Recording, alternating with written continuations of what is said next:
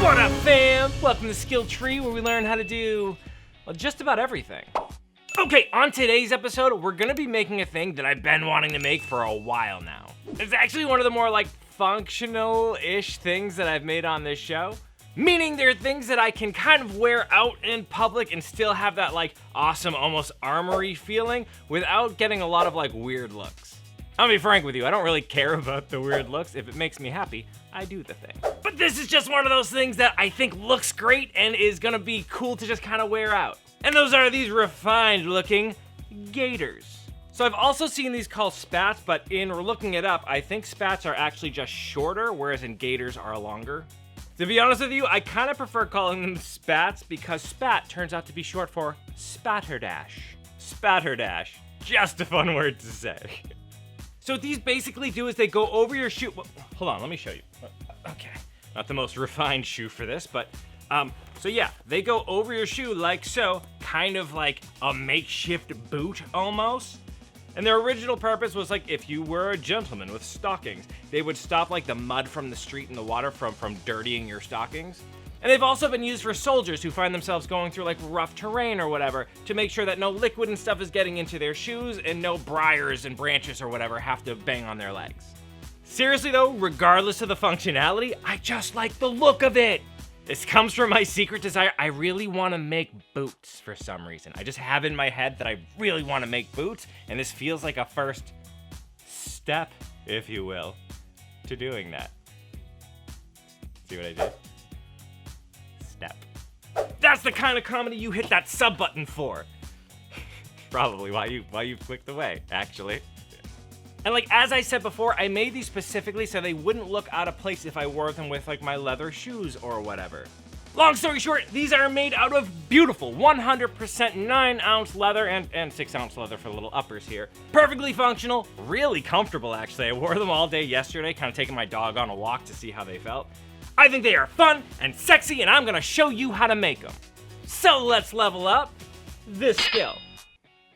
Making templates. So as with most leather things I've made on this show, I gotta start out by making a template. Which if you guys like this design, I'm gonna go ahead and release the templates in our store, link down below. But give me like a couple of days to scan the template. Don't look right now. Unless this is a couple days after I release it. Then yeah, go to town. So just kind of winging it here with the template. I went ahead and took some of this brown paper and just kind of started wrapping it around my leg in the general shape I wanted it to be in. Oh, FYI, I get a lot of questions about the type of paper I use. I use it all the time in the show. You can usually find this in like Home Depot or Lowe's in the paint section, and it's what they use to put on floors so you don't like muddy up the floor or get paint on the floor or whatever.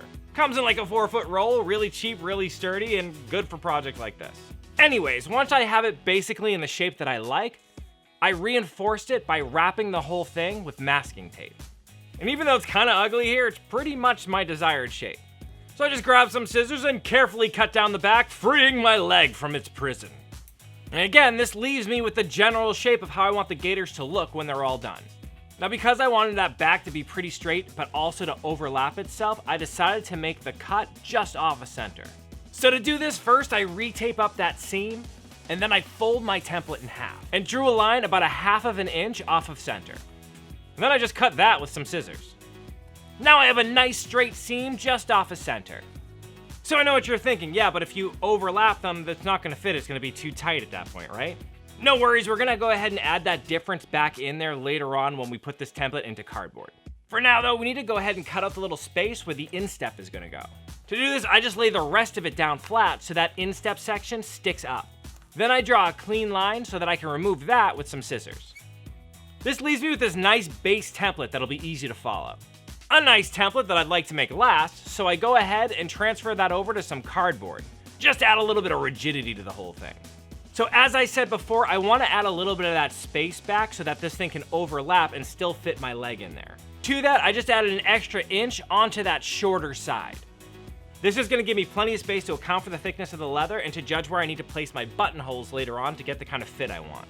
Speaking of the buttons, it's at this point I measure out exactly how far apart I want my buttons to land, just to make sure they're nice and even at the end.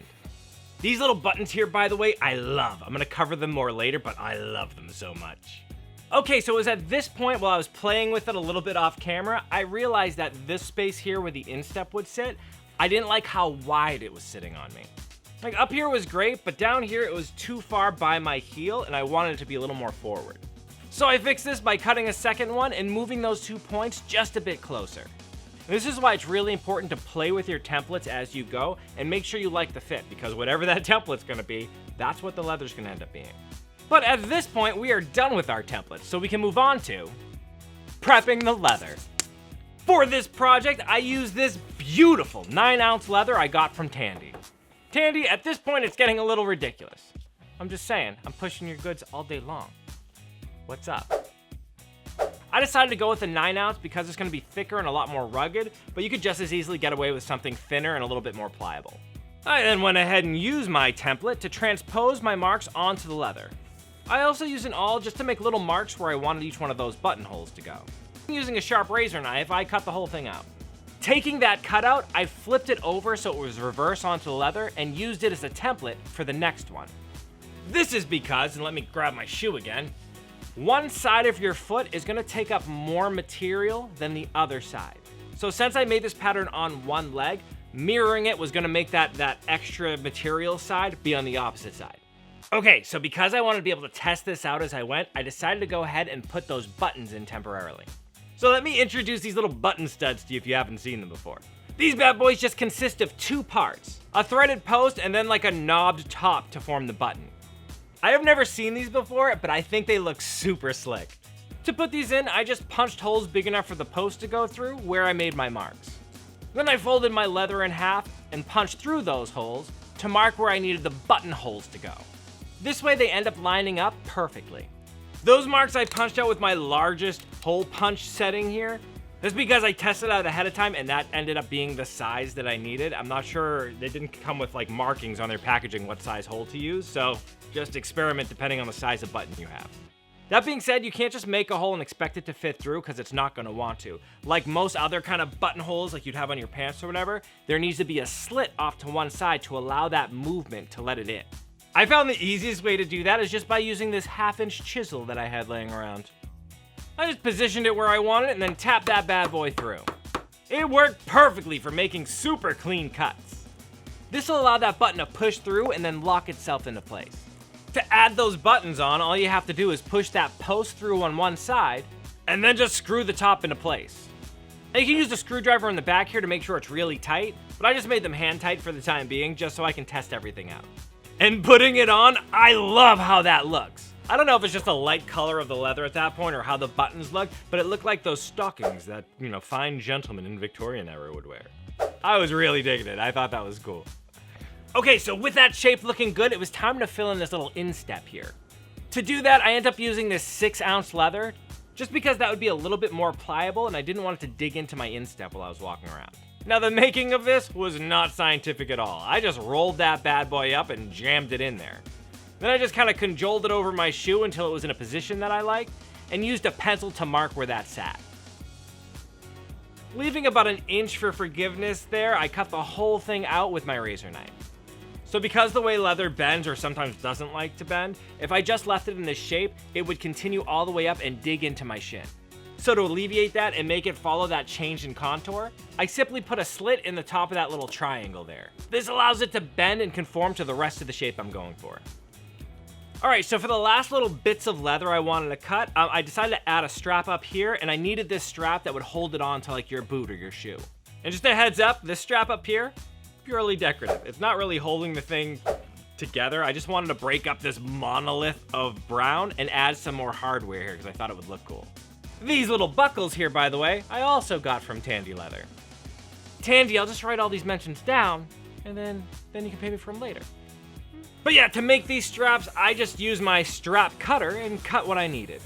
And honestly, using that strap cutter never gets old. Super satisfying, and it's like $14. Why wouldn't you get one?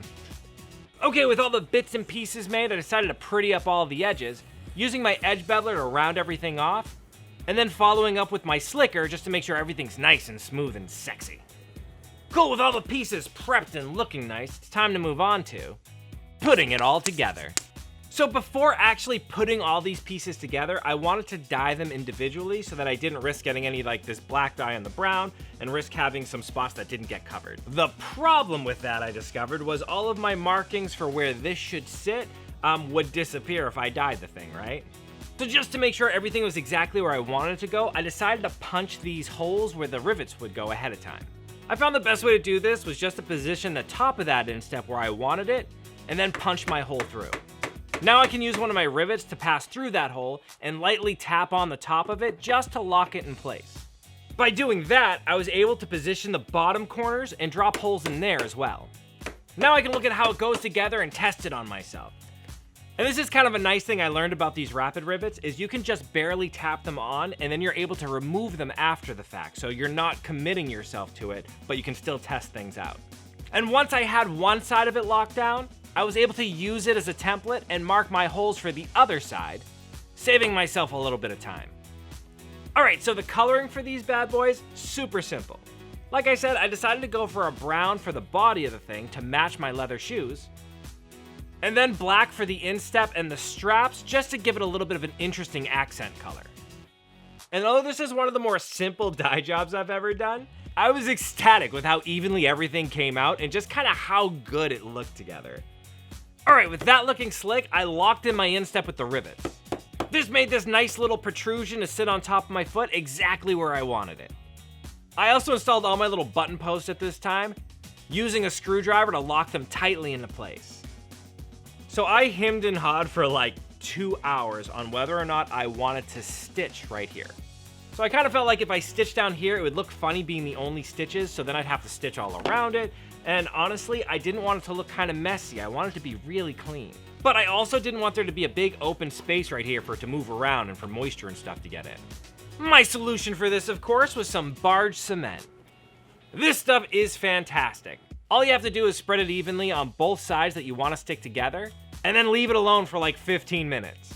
After which, I went back in and pressed both sides together, forming the bond, and tapping it lightly with my hammer to really secure it into place. Notice too, as I was tapping that in, I put a towel underneath it. I would hate for you to get this far in a project and then mar this all up because you didn't think about putting a towel down. Not that I've done that before. Cool, so with that in place, the last two things I needed to add on were these straps here. And if you're unfamiliar with how to connect the leather straps to buckles, check out this video up here where I cover it in one of the steps. These I simply position in place where I want them, and then lock them into place with a rivet. And check that out! I made these things that like toe the line with fantasy and just honestly regular style. I think they look really good. I would not have any qualms just wearing them out. On my brown shoes, they look like straight up nice boots. At least I think so. I don't know. Leave down in the comments section if you'd wear them out, but I think they look nice. I genuinely think they look nice. And should the obvious eventuality of epic battle take place out there in the world, my shins are protected. Style, functionality, it's a win-win. No brainer. Make these things.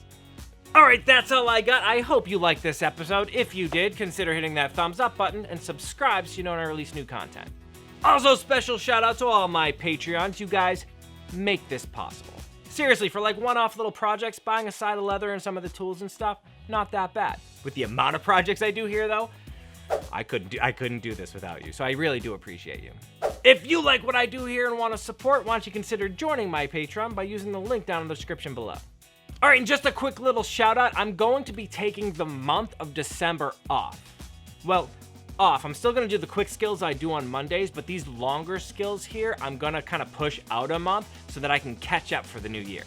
We're also going to take this time to kind of revamp the way we go about things and maybe change the look of the channel, like the thumbnails and all that stuff. You know, just improving as much as we can coming into this new year.